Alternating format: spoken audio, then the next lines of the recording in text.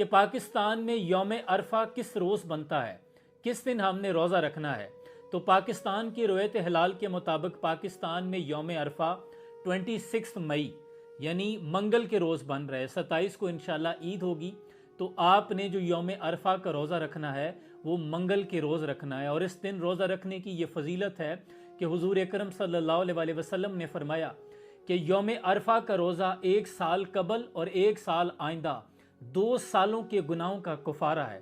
اور یوم عرفہ وہ دن ہے جس دن اللہ سب سے زیادہ اپنے بندوں کو جہنم سے آزاد کرتا ہے، اور سب سے بہترین دعا یوم عرفہ کی دعا ہے۔ اس لیے آپ نے خود بھی روزہ رکھنا ہے، اپنے اہل خانہ کو بھی روزہ رکھنے کا کہنا ہے، اور دوست احباب تک بھی یہ میسج شیئر کرنا ہے کہ اس دن روزہ رکھنے کی بڑی فضیلت ہے۔